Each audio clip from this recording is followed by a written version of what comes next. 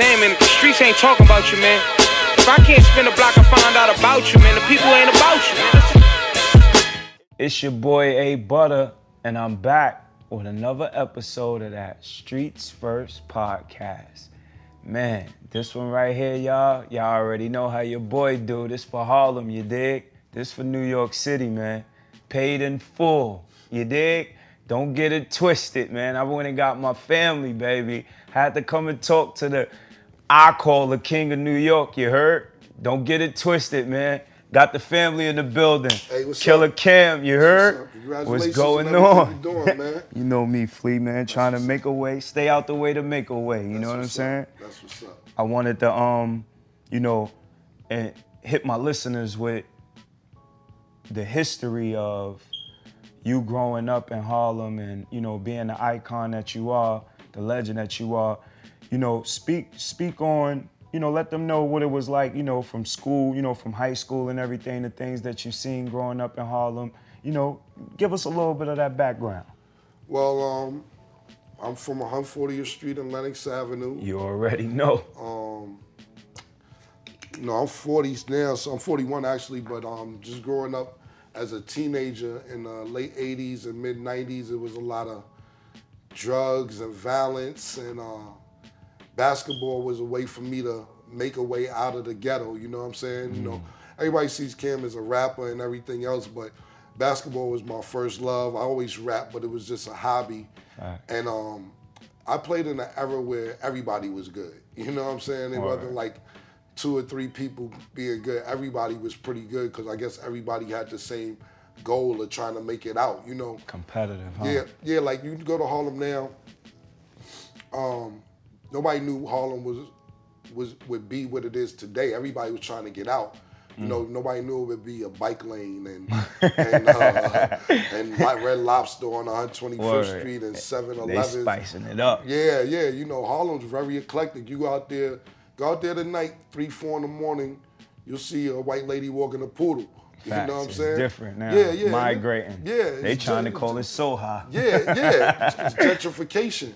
Right. And ain't nothing wrong with that. It's a beautiful thing. It's a beautiful thing. But growing up in the 90s, you didn't really think it would be where it's at today. So everybody was trying to figure out a way, whether it was rapping or playing basketball or hustling. Those are the 3 options that's right in front of you. Not saying you can't go be a lawyer, doctor, architect, et cetera, but when you grow up in that environment, you're looking at what's presented in front of you, and those were the things. Yeah, and those were the things that were presented in front of all of us, and the easiest to grab. You may have a guy get money on your block, you may want to hustle for him, or people got basketball teams, you join the organization because you want to be good at basketball because that's what everybody liked, and rapping was I don't want to say on the come up, it was hitting the peak. It may not have been at the peak, but it was almost at the peak of what it was. And the neighborhood we come from is really, really eclectic. It's crazy because we come from a neighborhood where you got to think of all the people from our neighborhood. I'm talking about whether it's Ali Mo, rest in peace, whether it's Shamgard, whether it's Max B, whether it's Big L, God bless the dead, whether it's Herb McGruff, whether it's myself. We had a lot of talent and didn't even realize all the talent. And you're a little younger than us, but I'm just saying, it's a lot of talent from around there, and we didn't realize all the talent we had because we're just growing up in it. Facts. Yeah. I see. Like that right there is what I be trying to explain to people when you're trying to think about the history.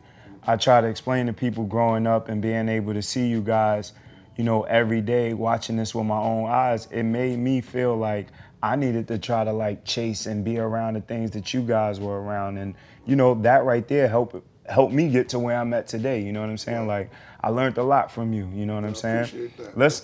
Let's give them a little bit of, what made you go from, when you was in high school, what made you play with my man, Derm? Derm gave you the big shout out, man. Derm loves you, so I got to make sure I talk about Derm, man. Well, what happened is this is real crazy. I first, this guy from 140th Street named Aziz. Okay. And you know Aziz? Yeah, I know Aziz. Yeah. So I used to play ball in the park, and Aziz kind of, I guess when I was 11, kind of seen my talent. He's like, I'm assistant coach at Gauchos. This guy named Mr. Page used to be up there and coaching biddies and all that. And Aziz took me up to Gauchos, and yeah, I went up to Gauchos, and you know, I remember being 11 and getting there, and it was just playing super biddies. I never played organized basketball, and it was a dude, man, tall, and he was 9 years old, and he was super nice.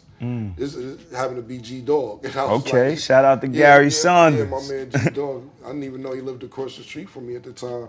And I was like, wow, you know, organized basketball, when you're 9 and 10 and 11 years old, you just learn a whole lot of different stuff. So I ended up starting off with the Gauchos. And, you know, you come back to the block, you know, it's not me and Gary probably played for Gauchos. We was in 2 different age groups. I'm a year and a half older than him. And it was this team called Young Life. That's who Thurm used to coach. All day. Yeah. Purple and gold. Yeah. Thurm used to coach Young Life. But all the hip kids, you know, organized basketball, Gauchos clean cut. You know, you got the history. You got Chris Mullen. You got Ron Strickland. You got Jamal Mashburn. You got a good history. Names. Word. Yeah, you know what I'm saying? And that's why, but all the hip kids play for Young Life. You know what I'm saying? You know, all the hip kids, like if you was cool, you played for Young Life, man. So, and when you play against Young Life, you know, I remember my first few organized basketball games, I just was nervous. I couldn't get it. I was turning the ball over. I couldn't score a point. And one game I just broke out. It was probably the 4th game I played. It was a tournament. Yeah, it was a tournament called PAL, I believe, on 123rd. In Manhattan? They moved it over there. Yeah. Oh, you talking about 123rd between 8th and 7th? Yeah, that's what it was. They used to lower the rim, and that was my first tournament I ever played in. And I just couldn't get it together. Then one game, I just broke out and had like 30 points. You go from 0 to 30 points in one game. So I was hyped, and we did good the rest of the tournament. And so we get to the championship, and we play in Young Life. You know, I don't know. I'm learning all this stuff. These dudes come in with their parents. The parents was hood. They was hyped. They run around the court with the yellow and purple Laker basketball. They throwing it off the backboard. So you on the other layup line just looking back like, yo, who is these niggas, man? So we cursing all that. Yeah, I'm like, who is these niggas and all that? So they going tricks on the layup line, and they killed us because they was good, but they was street kids too. So they was scaring you too. Like, yo, give me the ball, shut up. This, that, and the third. Yo, they was really good, and they was intimidating. These kids had a killer mentality at 11 years old. And Thurm coached them. So moving forward a little bit, you know, I started meeting all these kids and find out all these kids, we all live in the same neighborhood. And HUD played for Young Life. Rest in peace, Huddy 6, man. Yeah, Huddy 6, R.P. then. So HUD's like my brother. And he played for Young Life. I played for Gauchos. And it was a tournament called Small Fry. Small Fry is when you have to be 5'1" and under. And it's an international tournament. You go on the road and play against all these different states. Even Puerto Rico was in it. Puerto Rico used to win a lot. That tournament, because they had ringers, everybody used to say, nobody had their birth certificate from Puerto Rico. You couldn't prove it. You know what I mean? So one year, the last year I was eligible for it, I was 13, and I remember cutting my flat top off. I was pissed because I cut my flat top off, and I still was an inch too tall for the tournament. I'm like, damn, I done cut my flat top off, and I'm still too tall. And HUD had made it, so I went with them. It was in Chicago. I went with them on the trip, and I just went to go, you know, hang out because I couldn't play. So I went to hang out, and that was like sacrilegious, hanging out with another team. I came back. The Gauchos was pissed off. What you doing on the trip with Young Life? You can't. You not being loyal. I'm like, Dad, you back then you wasn't even allowed to have a friend on another team. Like, damn, man, it's different now, man. It's totally different now, like, man. Damn, all my friends play for them. I can't even go on the trip. I didn't even play. And so it was like, Dave Jones was mad. He was pissed off. Shout out to Dave Jones. Yeah, Dave Jones was pissed off at me, so I ended up eventually going to play for Young Life after that. What made you transition, Fleet, from basketball to music? Like, I want my listeners to know stuff like that. What made you transition from basketball to music? Well, basketball is a lot of politics. A lot of people don't know basketball is politics and it's rhythm and it's a mental game also. You can be physically the best players, but you don't have the support of your coaching staff, and it starts messing you up mentally. And what happened with me was, my senior year of high school at Manhattan Center, we was 23-0. Shout out to Manhattan Center. Yeah, me and Rich Parker, Tim Gittins, Shout out to them. Rich. What up, Rich? Yeah, we was 23-0. Dwayne Jordan, I don't know if he had a name. He went to Seton Hall, Dwayne. I know him. Yeah, we made him play basketball. He walked to school 6'7" as a freshman. We was like, yo, what you think? You just gonna walk around and not playing basketball? He's really smart in school. Nah, you got the hoop, homie. Yeah, we made him. He didn't even want to play. He ended up getting a scholarship and all that. So in high school, I had a real not difficult career because my freshman year I went to somewhere else. So I went to Mase in 10th grade. Ford was coaching us. He ended up going through problems. He ain't coach us. His assistant, Rich, coached us. He ended up getting the problems. He didn't coach us. The next year, my junior year, we got a coach named Seymour. I forget, Seymour, whatever his name is. Seymour, I know what you're talking about. Whatever his name is, coaches. Yeah, so I was so mad because we were so hell-bent on going to Glen Falls, which is upstate, to play in the state championship. And we lost in the first round. That was my last year.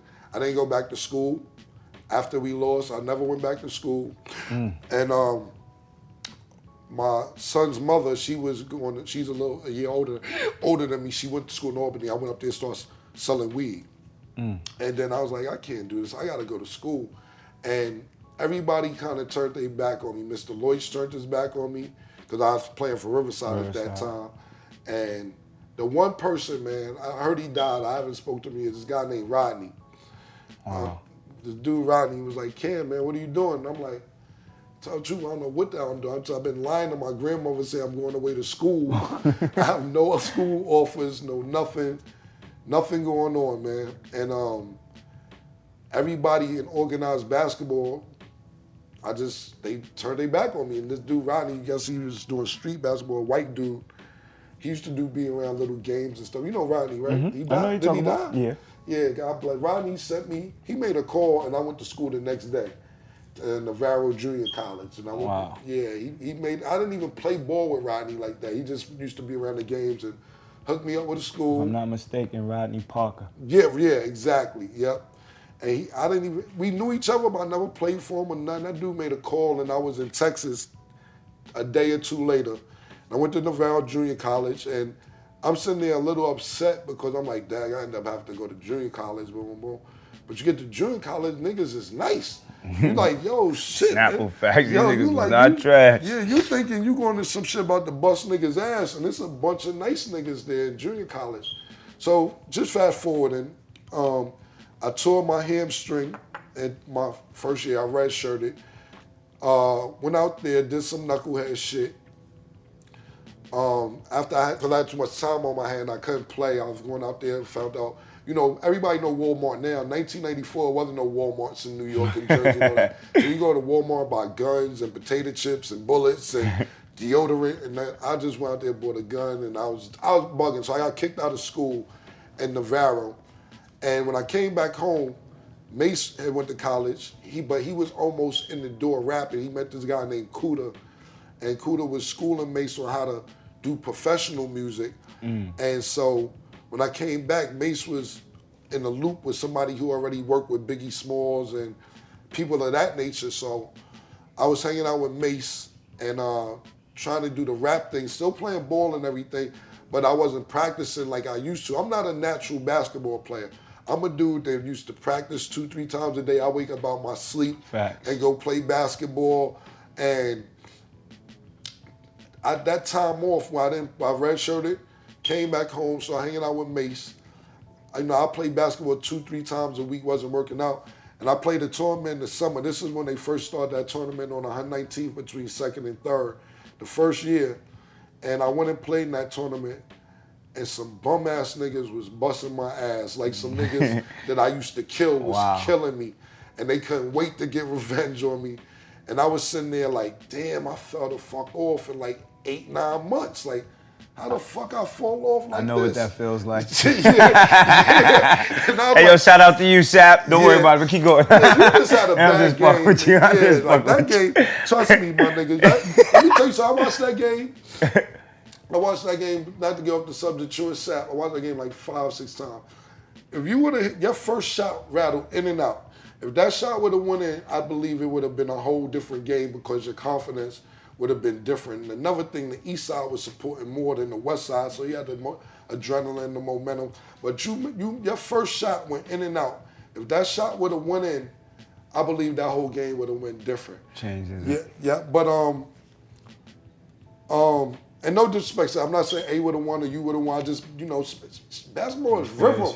It's fucking rhythm. It's a we rhythm. know what it is. Yeah. So I was like, yo, I ain't shit. You know what I'm saying? Because niggas' ass I used to bust my ass this game, and then you got the older nigga like, damn, Cam, you still fucking 19. How the fuck you fall like that? And I'm like, damn, I gotta take this rap shit seriously because I'm like, damn, man, I got a long recovery because I was smoking 7, 8, 9 blunts a day. And I was like, damn, I'm not about to stop smoking. I better put my heart in this shit because it's a long road to recovery for basketball, trying to get back in the shape that I need to get back into. To know where you're supposed to be. I see what you're saying. Second of all, I'm about to be 20 years old. I already got the niggas besides Rodney turn their back on me. What school am I going to get into? Monroe. I went to Monroe. They wanted me, so while in between the rap, I go to Monroe. I get up there. I go to school a couple days. So, this, I don't have a car, nothing. I'm just saying, by the time I wake up to go to school and to get to the train station to go to school, I ain't make it to the train station. I see 800 niggas, then, yo, you want to smoke, Cam? Yo, you want to hang out? You want to do this? I went to Monroe one semester, and out that semester, I probably went 9 days. This is city life, y'all. Listen to him. This is city life. When I was in Texas, I had a 3.5 GPA. Shit was different. A lot of more space. Even though I was doing knucklehead, my GPA was 3.5 because it's the dorms, it's class, it's basketball, it's Walmart. You know what I'm saying? That's it. But like you said, city trying to get to fucking school was a fucking task. You know what I mean? I didn't go to school. I didn't get a chance to even play for Monroe. I didn't even really at that particular time want to play for Monroe because I felt it was such a downgrade for where I felt I should have been basketball-wise.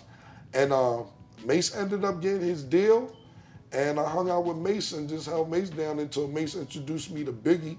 I was perfecting my craft with that. And Biggie met me, and I went to Big's house, and I did a rhyme. Big was, I guess he was in a car accident, his leg was broke. He's in the bed with 2 girls in the townhouse, and I'm like, this is the life I want. I want this. I rap for every beat Big put on about 20 beats, and I wouldn't stop rapping. He's like, yo, that's it. I'm signing you. So after Big died, his partner, he called a dude named Lance Rivera. He's like, I want to sign this kid Cam now. And Big ended up dying. We lost contact, and they shot the We Love You Big Papa video in Harlem. I seen the dude Lance Rivera, and I went and told him like, yo, what we doing? Big wanted to sign me. What you gonna do? And he made it happen. He made it happen. And that's how it happened. Now, when you sit back and you think, I want to talk about Paid in Full. Like, that was one of the best movies ever made, best movies out, and you played the most illest part. You know what I'm saying? Like, right. How did that make you feel knowing that movie going down is forever legendary, though? It feels good. To be honest, I got to give all the credit to Dame Dash for that. Shout out to Dame. Yeah, I can't even take a little bit of credit for that at all. What happened was, it started circulating, buzzing in the streets that they're going to do the movie. Growing up, we grew up, it isn't nobody who did not know the story. You know what I'm saying? Okay. So everybody knew the story.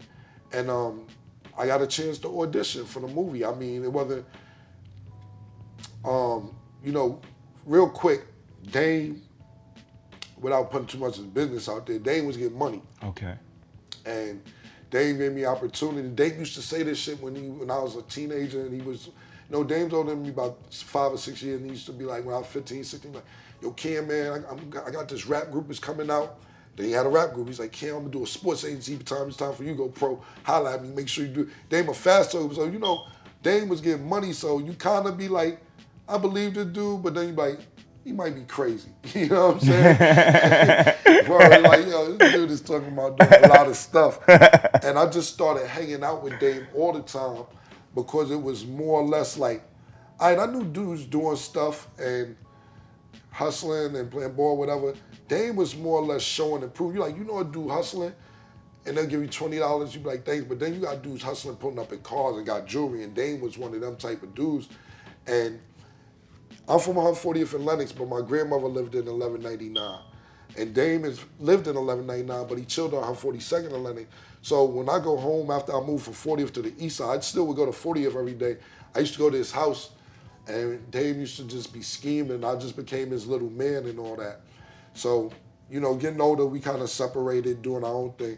So when it was time to do the movie, I told him and said I want to audition.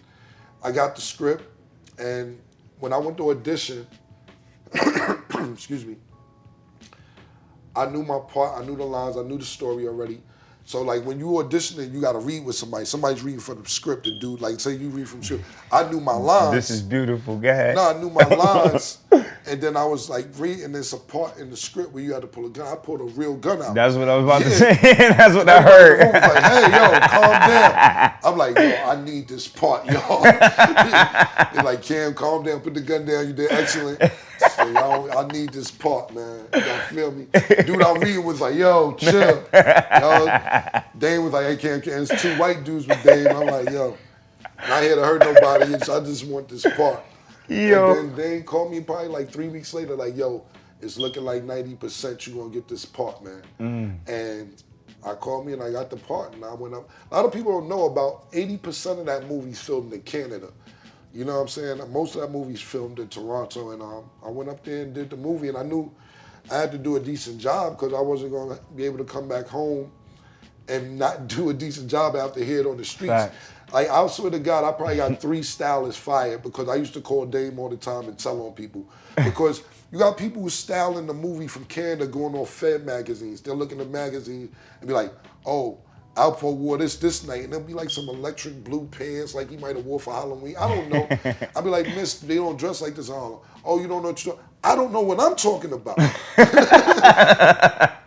I'm from all of them. From Nova Scotia, Canada. I don't know what I'm talking about. Yo, Dame. I'll tell Dame. Dame would come. I'll tell Dame some shit. He'll take a flight the same day and get up there and see me in some dumb shoes and some dumb like slacks and a fake Coogee. And I walk so nerdy up to him like, this is what they have us doing. Dame fired mad stylists, ordered mad Air Ones, white on white, mad beef from Broccoli's. Dame became the stylist, and I was like, yo, so that's how that was. It was just more of a fact that Dame Dash put me in that position to do it. And secondly, I didn't want to, this is a time where I used to be on Lenox Ave every day, or Harlem in general, and I didn't want to not do the part good. So, how we come from? We come from a neighborhood that they'll talk about you in your face and don't care. I'm not talking about no regular talk. Friendly shit. I'm talking about, nigga, that's why I sold 3 cracks to your mother yesterday. And nigga really has sold 3 cracks to your mother. Like, this is the type of snapping these niggas do. It's different. It's real different in the neighborhood we grew up in. These niggas go for the juggler with your friends. And I just didn't want to hear that shit. So that's how that paid in full became my best question, right? Because I know how to mess with the fans, man. What motivates you? Because when I ask you that, I look at, shoes, sneakers, movies, liquor, clothes, all types of things, Flea. You know what I'm saying? You are so creative in a lot of different things that you understand about the world that you live in. Just for the fans, like, what motivates you? To be totally honest, it ain't even hard what motivate me. You know what motivate me? going backwards and not having. Like, you gotta realize, for me, it's a different scenario. Like, you know, I don't have anybody to go to. You know what I'm saying? My grandparents are dead. My mother had a stroke. My uncles have their own family. My cousins do their own thing. And the money I generated over my career, if I run into a problem, I'm the only person I could call for a problem. Let's say I run into a problem. I can't call nobody for $200,000 or $150,000 or $500,000. So I'm scared to ever run into a problem and not have it. You know what I'm saying? Like, I see what you're saying. Yeah, like I don't have nobody to call if I got into a real major problem. I'm pretty sure I could call some of my athlete friends, which I won't name, that former NBA players or NBA players today that's cool, but I don't even want to run into that. You know what I'm saying? Like, I see what you're saying. I don't have nobody close to me that I could call if I have a real problem, and that scares me, and that's what motivates me to wake up every morning and do what I do, because what if, God forbid, some shit happened and I need $200,000 tomorrow? I can't call nobody for that. I'm the only resource I have for if an emergency happens. And then I have too many other people depending on me. My mom's disabled. She can't work. I got a son who's about to go to college. Shout out to Lil Flea. Yeah, he at the gym there. He got to go to college. You know, I got to make sure his environment is stable. And then I got to make sure I'm good. You know, don't get me wrong. I still get a call. And I got friends that I love. Yo, Cam, I need $1,500. And I'm not going to tell them no, but we going to have a discussion. Like, yo, how did you get to this point to where you get this? What is the plan to pay me back? You know what I'm saying? Because if you my man, I'm going to give it to you, but I'm not going to give it to you reluctantly. Like, yo, I just had a couple friends reach out. Yo, Cam, I need $295. What's the payment plan to pay me back? Why did you get in this position? Why are we here? We're 40 years old, and you gotta do that at your age, because that's right. At the end of the day, like, for instance, I'll give you another example. And then be like, Cam don't come out like he used to. Cam, he don't be outside. I am 41 years old. I put my bricks in that building called Harlem. You facts. know what I'm saying? Snapple facts. Yeah, so you got people who may be coaches, not even basketball coaches, life coaches that moved to Atlanta. You got people who took a job doing construction and moved to Virginia. You got people from our neighborhood who just said, I want a better way of life, and moved to Arizona.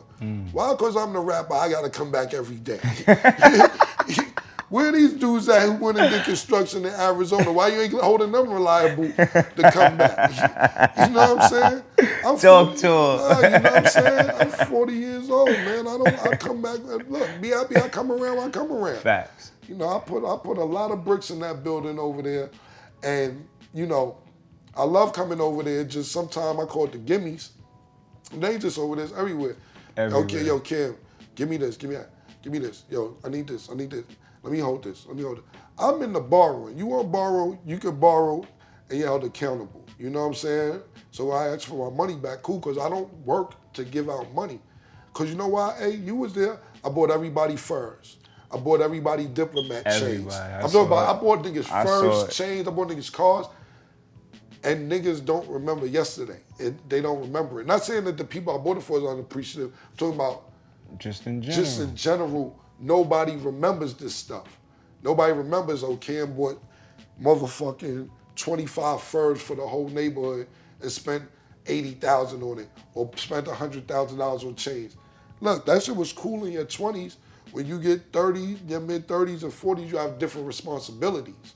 So that's what motivates me, just being in a situation that I'm not going to be able to handle financially. I want to be able to do what I want to do and like, for instance, you know, sometimes I'm in the airport, Cam, you ain't flying private? I can fly private. I flew private. I did it. Well, I realized that's some crazy shit, because I was explaining that to you off camera. People catch moments. Tell them. You catch a moment, you just believe it's going to go on forever. Like Dipset, we caught a moment, and the moment still is helping me eat today off certain different things. I have other outlets to get money, but when you in the middle of your moment, you're like, this going on forever. Ever. It's not going to ever stop. You taking private jets here. I'm taking private jets because I'm bored. I'm getting on with shit. I'm taking jets to go to LA for one night, spend the night and take a jet back just because I can smoke mad weed on the plane. Exactly. You know what I'm saying? This is the shit I'm doing. I can still do it. But it realized at this point in life, it don't make no sense. Now, that's what I'm trying to say. Facts. For instance, let's say I got an emergency. Or I got something to do.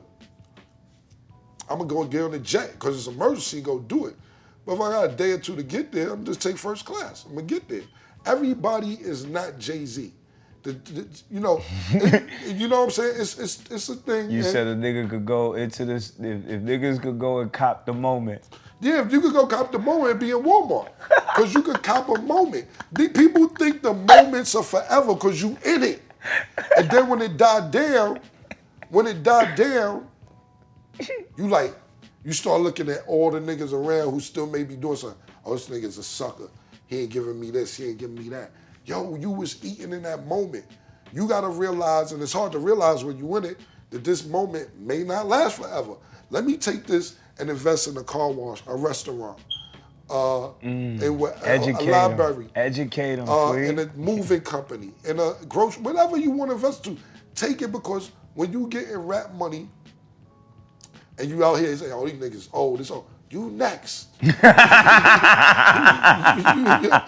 For real, you next. For real, like you my man. I'm telling you, we got this conversation all the time. We talk like this all the time. And I never used to tell you nothing because you my man. It would be me and you against all them niggas, whether it be Ali Mo, God bless their Kareem. It didn't matter who. It didn't matter. Always. And you was wearing a shirt, and I was so mad at you but you were so young that you like. Fuck all the basketball players over 30. I'm like, I can't tell A9. He don't realize he's next because you in the moment, right? You was in your moment. Simple fact. That's the truth. That's the truth. I'm talking about not just rap. I'm talking about when you in your moment, you in it. So you don't realize what's coming over. You have the headband, fuck the basketball players over 30. And I'm like, yo, God willing, you next. You know that, right? I'm talking about for rappers, everybody. It don't matter. Whatever lane you in. Yeah, whatever lane you in, you next. So you got to capture that moment. Everybody is not Jay-Z. Stephen A. Smith said this a couple years ago, and he made a great point. People like Jay-Z, you know, me, I'm the American dream. Facts. I come from a harsh environment, drug-infested environment. Talk. Made my way out, got my mother out. I live a comfortable life. I can do what I want when I want to do it. I got a nice amount of money to do what I want, and it can last me forever if I didn't want to work no more today. But I'm still hustling, still going to get more money because I'm not comfortable. Jay-Z is not the American dream. Jay-Z is some shit called fantasy turned reality. Some shit you couldn't even fantasize in your wildest dreams happen. You know what I'm saying? Not saying it can happen for me still or somebody else out there. You kid from I'm not gonna say his projects, but all this inner city, whether it's Manhattan, Brooklyn, Harlem, Queens, Staten Island, Long Island, this New York City ghetto, and you end up making it in music. And then you get the #1 R&B singer ever and you wife her. Then you get your man and start a business management company and get people all like the top Kevin baseball, Kevin all Durant, the top, Robinson athletes. Cano. You know what I'm saying? All the athletes. Then all of a sudden, now because of that, all the rappers want to be there. You know what I'm saying? Then you know what? Let's build clubs to facilitate this shit. All the 44. You need a good business partner. Don't get me wrong. Warren and his wife, what they do for Rock Nation is impeccable. You know what I'm saying? Jay-Z is the face. Not saying he's not a great businessman also, but Warren is a great businessman. His wife handles a lot of stuff. You build a great team. So that's some shit called fantasy turned reality. Until I get there, I'm the American dream. We captured a moment and made something out of it. That's right. Capturing the moments, man. Yeah. See, that's the thing, y'all. You got to understand when you have a moment. And that's the one thing that I remember when I was younger. You know, I remember my moments. You know what I'm saying? I remember, you know, just giving the listeners a little bit of the history. I remember you took me to Cancun. I remember you threw the alley to me over R. Kelly. Yep. I got them pictures too. I got that videotape of that game. I know. I got the old pictures if you need them too for the Cancun. I found the box of all my I always pictures. tell them I didn't go with my team to a tournament because he was going on Rap City. And I remember Tigger was asking him like, yo, so you don't like Vince? He like the Rookie? He's like, man, listen, don't talk to me about Vince, man. My cousin killed him. Matter of fact, he here. And like stuff like that, for me to go out on Rap City, you know, and be, you know, that's something that I will remember forever. You know what I'm saying? Like, despite everybody telling me about basketball, like, I used to tell people, like, the people that I'm around and the things that I'm learning and seeing, y'all understand that eventually I'll pay a little bit attention more about life after basketball. Right, exactly. And it's because of what I was around, you know, and I embrace that, you know what I'm saying? Not to cut you off, it's 480 slots in the NBA. It's 200 million basketball players worldwide. What is that? 0.0000000.0000001%? What is that? Like, you would never, like, fam, for you to make it, you got to be really special. So, you know, but back to what I was saying, when you in your moment, nobody's going to be able to tell you that you're not going to the NBA. I remember, like, I can say I have 100 different conversations about you, and I'm happy that you grew up to the man that you are today, because you had a lot of moments, like you said. I remember we went to see Kevin Garnett and the Trump, and you started this Vince Carter shit, yo, and Kevin Garnett's arguing with you. You like, I don't care, I had 30 on Vince. I don't know what he did. Y'all went in the back room and you came back out, you had a different perspective on things. That nigga told me, yo, man, they call me the big ticket, man. They don't know you in the NBA. Like, that one game you did against him, I sell out arenas, man. Look, he was so mad at A, because A was in there saying I bust Vince Carter ass, and he's like, I see him jump over somebody. A was like, I don't care. Kevin Garnett took him in the back room, when they had to talk, and A came back, calmed down. I was like, that's good that you listen to my man, because Kevin Garnett, that's my dude. He showed mad love all the time. Maturity, you know what I'm saying? Yeah, you know what I'm saying? People that got a good and he's a dude that took basketball shoulder. Seriously. Like, he doesn't play. I remember, I can't even think of this dude named John Wallace was talking crazy to him. He knocked on John Wallace's door with a basketball. John Wallace. Yeah, he knocked on John Wallace's door like, what's that you talking to the elevator? Let's go play right now. So, but yeah, you know, just a lot of different things that you go through in your moment. I'm just proud of you, what you had. Salute. The man that you became today, because you've been rocking me since you were 15, 16 years old. That's right, man. Let me ask you, right? Let's talk a little bit about Reebok. Right. What's up with the Reebok deal? Well, to be honest, I'm not signed exclusively to Reebok. What we do is, this is my third installment of the Flea Box is coming out, I believe this year. We're working on the schedule right now. And they just been showing a lot of love. It's a guy up there named Dame. He sees the following I had. And see how people, like, it's a lot of things. Like, for instance, you could be the dopest rapper, but that don't mean people want to dress like you. Facts. Or wear what you want to wear. And good point. You know, yeah. And with me, I always noticed that growing up. Like, when I was young, I wanted to wear the fisherman hat and get a link because EPMD was wearing that. Or I may have wanted to wear polka dots because Kwame was wearing polka dots for a year. You know what I'm saying? So a lot of people look at how rappers dress and want to be like that. I mean, even drinking, my first beer I ever drank, I probably was 16, 17. I never had a beer in my life, but I drank a St. Ives because Ice Cube was promoting St. Ives. You know what I'm saying? So I learned that, and when I got in the music business, I'm like, a lot of people want to be like rappers, dress like rappers. Plus, not only that, we from Harlem. We feel like we the flyest niggas on any motherfucking way. On the planet. Regardless. So basically, with that being, with the knowledge I knew about that and me just being from a Harlem nigga, I was like, I want people to dress like me or do what I'm doing, because I'm never, if I see you wearing that, I'm not wearing it. When I go to the club tonight, I'm not going to the club. If I go to the nightclub tonight, tomorrow, day after, I keep 2 outfits in my trunk in case a nigga got the shirt I got on. Or the sneakers. I'll be like, I'm going back outside and change. I will not be in here twinning with a nigga tonight. You know what I'm saying? I definitely won't. So, pardon me. So, I keep 2 outfits in my car when I go out. But back to Reebok, they just seen that in me. They seen everything I'm telling you about. Okay. And they was like, Cam, you want to do a sneaker? Let's do the first sneaker. And we'll give the money away. I didn't even make no money on the first sneaker. We'll give the money to charity.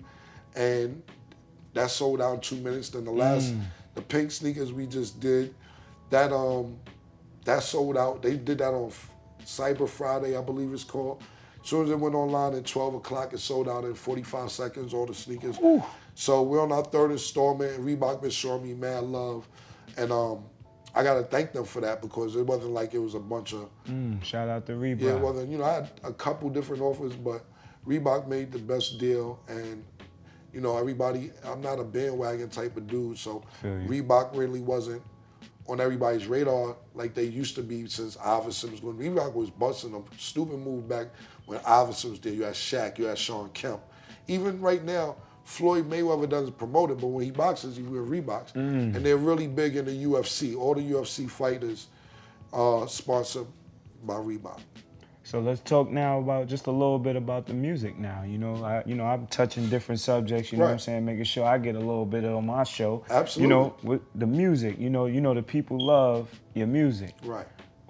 What can they get ready to look forward to? You know, I've heard stuff, so, you know, I want them to hear from you. Well, you know what it is? It's like, you know, to be honest, the last 3-4 years I've been working on movies. Yeah, that's getting ready to come out. Yeah. So my man, Shakim and his partner, Queen Latifah, they did a deal with Netflix, and I'm appreciative for him for showing me how to get some of this movie money. So I've been working on scripts the last 3-4 years. The crazy thing about it is, you know, I'd say I'm not gonna do music, but I just don't know how not to do music. The studio's downstairs in my house. Right. Music, with movies, you have to have about 30 to 40 people on the same page as you, whether it's the cameraman, whether it's the actors, whether it's the script supervisor, whether it's wardrobe. When you do music, you need a beat and an engineer. You know what I'm saying? So it's always easy to do music for me. And I'm gonna put out an album this year. I've been working with my man Johnny Shipes. He's the one who convinced me to do another album. And I've been putting music out and people have been loving it because it just got to the point where I'm like, the checks wasn't the same for me and I'm after the check. You know, we caught the end of a great era when big budgets were still giving out. You know, we caught the diplomats, we was catching checks.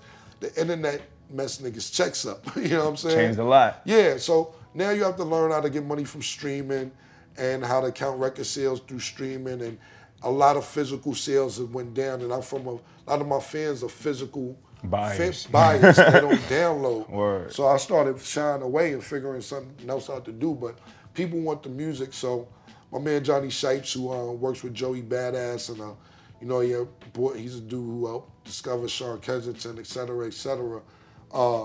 We've been working together. We're gonna get ready to put this album out this year, and I'm gonna put out a couple more albums between this year and next year.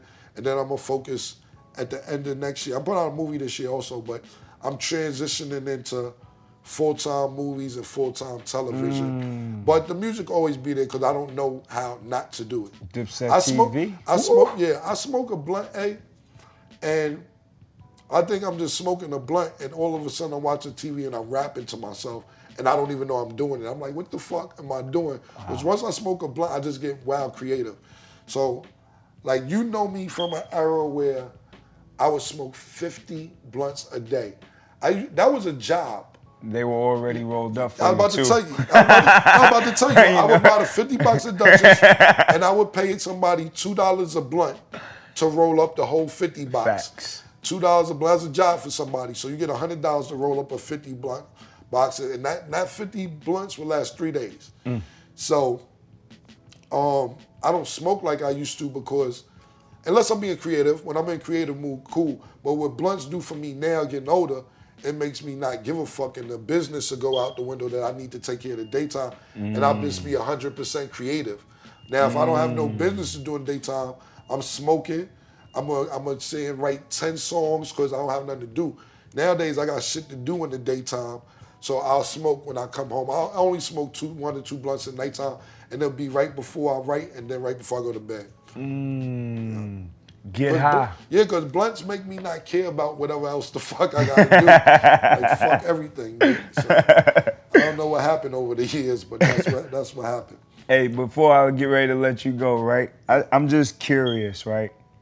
You know, you've done so much and you've been there so much for me, you know what I'm saying, as an inspiration and just being family and being around and everything.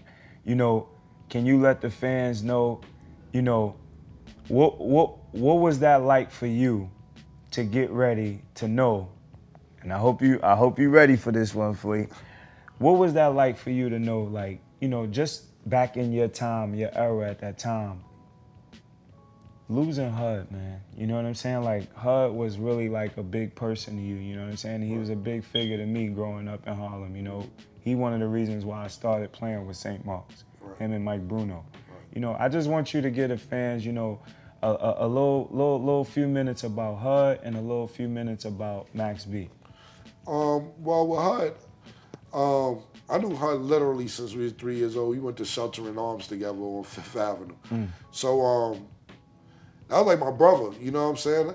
I lived with HUD when I moved out my mom's house and me and my grandmother argued. His mother took me in like her son, and it's I don't really know the words to explain how much more of a brother he could be, but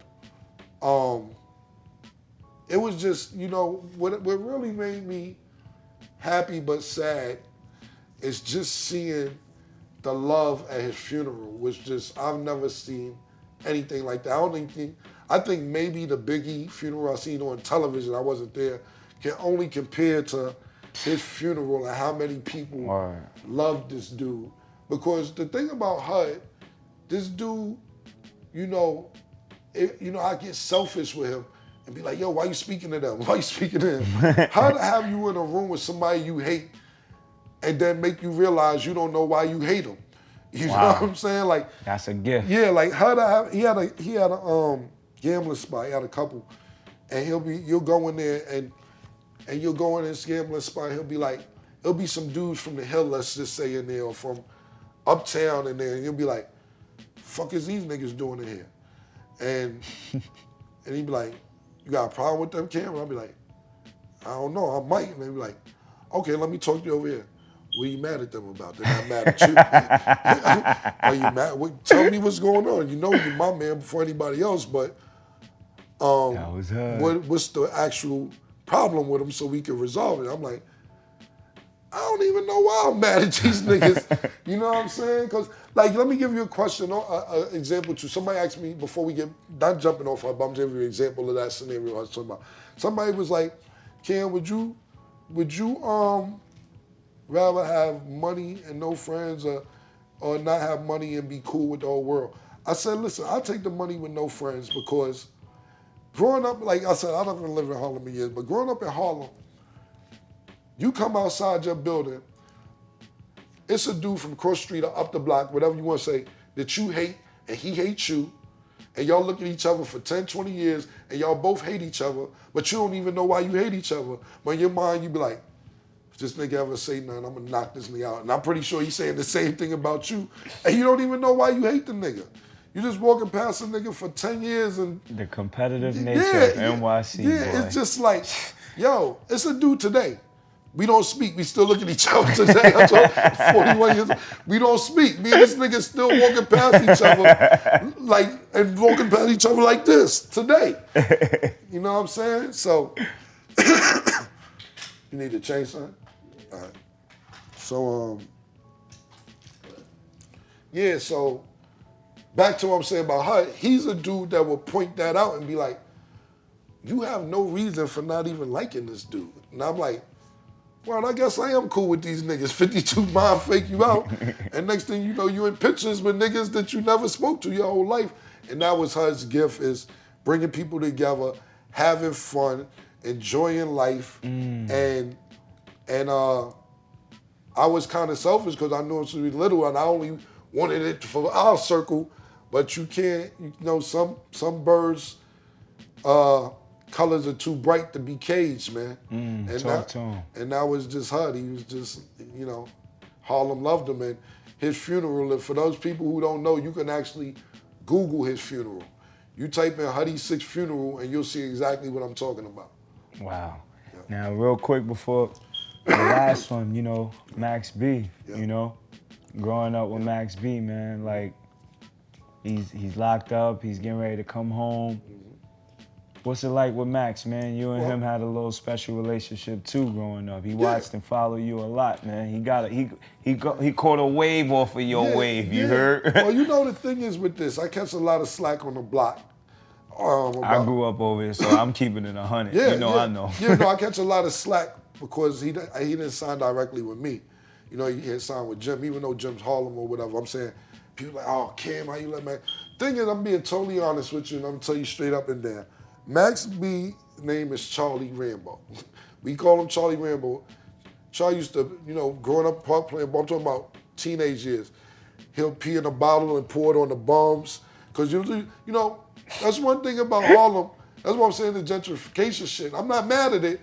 I don't see bums sleeping outside no more. Ain't no stray dogs. No cats. Max B a kick a stray dog. And there was a lot of them out there. You wouldn't even want to go to the Wendy's or the McDonald's on Southern because there was so many stray dogs and cats back there. Exactly. You know what I'm saying?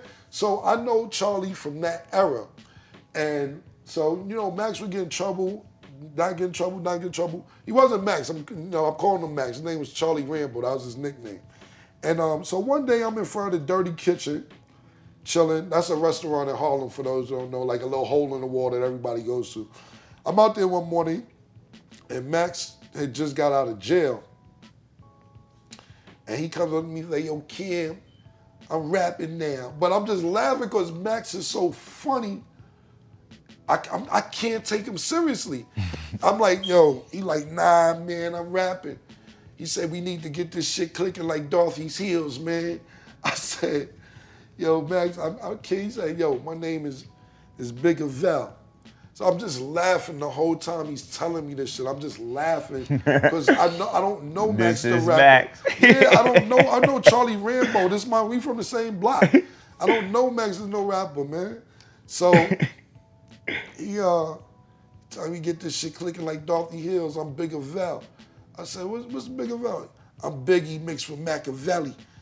I'm Biggie Valley. I'm just laughing the whole time.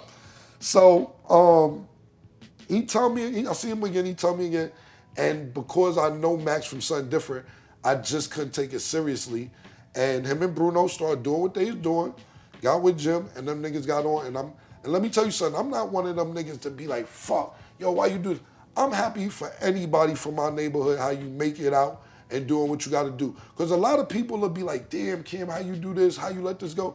Look, I'm not a fucking psychic. I'm not fucking the Wizard of Oz. I'm not fucking, I can't do everything. I'm not supposed to know he's going to be a superstar and have the cult following he's going to have. I didn't know the Diplomats were going to do it. Everybody that fuck with you, they moved out of Harlem, man. Yeah. I got a song like that. You fuck with me, you move to Jersey. You know what I'm saying? Word to mother. I swear to God, I got a song like that. But I didn't have the vision, even though, so people, because of the success I had, whether it's the Diplomats or the solo artists, or even not saying Max is my credit whatsoever, he did his own grind. The affiliation, because we from the same neighborhood, a lot of people be like, oh, Cam, do this for me. I'm like, yo, my man, back to the moments. These is moments we catch. Capture. Let me tell you something. I tell niggas to say, you go in the studio, people are like, oh, let's make a hit tonight. You don't think you can make a hit every night if it really was a way to make a hit? When you go to the plate and you play baseball, if everybody could hit a home run, don't you think they would? That's the truth. Yo, if you go to play and it was up to you, you would hit a home run every time. Same thing with studio. Oh, we gonna make a radio song. You don't know what's a radio song these days? Or we gonna do a hit tonight? You don't know what's a hit. I remember Bad Boy being popping, being best movement out. Mase and Biggie had passed away. Puff had the No Way Out, a little Chemist then, Junior Mafia. Nigga, DMS came out and said, get at me, dogs. I said, man, that whole shit switched the fuck over. You know what I'm saying? Talk to him. The whole wave done switched, nigga. That shit became radio. Hell is hot. Yeah, you know what you bitches want from a nigga. That shit became radio. With Cisco. You know what I'm saying? Yeah. Nigga, when it got Cisco, got them popping.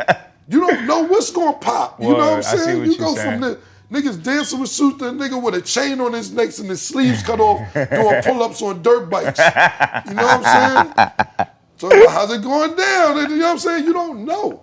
So that's back to moments I was going back earlier. If you could go make a hit or hit a home run, you would. You don't know what's gonna happen. So yo, just real quick, I want to throw you off with this one, throw you back a little bit back to basketball before we end it, right? Absolutely. You know, you went pro a different way, Flea. Right. You know, even though you played basketball, you went pro a different way. And you know, one thing that I remember that I was a part of, that I was proud of, you know, you had a team in Rucker, you know what I'm saying? And it was me, Kareem Reed, and Ali Mo, you know, all of us, you know, except for Reem at the time being from Harlem, you know, playing for you. You know, you being a kid playing in Rucker. Reem is fake from Harlem. He want to claim the Bronx. You be on 42nd every chance you get. Talking about dark side. Man, y'all ain't from the Bronx no more. The niggas on Burnside disowned you, Reem. They don't mess with you no more. Yo, what was it like? Reem, my man, I'm just messing with him. I'm gonna get, what was it like, though, for you to be able to have a team, though, you know what I'm saying, in Rucker, a tournament that you used to kill in, and that you was the man in at one time. What was it like for you to have us, you know what I'm saying, just represent for you, you know what I'm saying, Team Camron. Rest in peace to Greg Marius, too, as well, Rest in peace, Greg, man. Well, let me tell you something real quick. Like, I was the youngest dude to play Rucker. I'm the one who opened the gateway for young dudes to play. I was 15 and won the chip with Mr. Mosley. Greg was not running Rucker at the time. Mr. Mosley had the clean. He got the cleaners on the laundromat up on 7th. Yeah, so I went up there and killed me, Mike Boogie, his brother Tip Dog, dude Pop. Main long story, I killed up there when I was 15, and Greg, 15. Yeah, I was the first dude I should have won the P, but I see why I didn't. They like, you ain't got time to get it, so they gave it to the dude named Pop, which is fine. But this is what you gotta realize is, this is pre Blue Police line. This is hang out a tree and die to see the game. You know what I'm saying? This is stand on the bridge and like, fam, I remember somebody fell out of a tree and the ambulance had to come get a dude. So coming from that, I'm just trying to say, coming from that era, from going there, there's a thing called Chick All-Stars before Rucker. And 45th and Lenny. Yeah, Chick like, All-Stars. yeah, I was seeing all this in our neighborhood. Now, my mother had me in tap dance school when I was 9 and 10, gymnastics. I was doing plays. That's why I'm kind of well-rounded. I do give my mother credit for that. She had me all this stuff downtown, gymnastics, tap dance school, doing plays, which is great. But when I come home to the hood, everybody's saluting these basketball players. I don't see a nigga doing a flip down Lennox. I don't see a nigga tap dancing down Lennox. So I'm like, I need to find out what's going on with this. And coming from that culture and being able to be one of the elites when I was playing in high school and during my teenage years, to going back to what you were saying, to have my own team, it was just a blessing and something that I felt like an accomplishment, because it's kind of like a bucket list shit. You know, me and Reem, best kept secret, whatever y'all want to call him, we was playing around on Instagram when you put that picture up of us, all the point guards, and we was going back and forth on Instagram, just playing around. You know, he like, because I said I bust all they ass the people he had in the picture. So we had some fun on the gram. But he wasn't playing Rucker before I played in Rucker, none of that. And I had to put up the video to show that. Yeah, I see the video. Play, but all jokes aside, it was just a blessing, almost bucket list shit to be able to win a championship in Rucker playing. Facts. To being able to have my own team. So, you know, even I thank you, rest in peace, Ali Mo. I thank Reem for being a part of that. And it just, like I said, it's almost bucket list shit to be able to play. That's dope. That's and right. to be able to have your own team. From King Jaffe himself, you heard? Yep, and congratulations. I'm proud of you. Everything you already know, man. Hey, y'all can subscribe on iTunes. Y'all can subscribe on YouTube. Y'all can follow us on Instagram at StreetsFirstPodcast. You can follow us on Twitter at StreetsFirstPC. You can follow us on Facebook at StreetsFirstPodcast. It's your boy A Butta, man. I'm going remote. I'm pulling up with my guys and we're going to talk. Listen to their history. Help you change your life. Maybe you could pick some jewels up. Had Killer Cam in the building. Harlem, baby, we here. Love is love. It's your boy. I holla.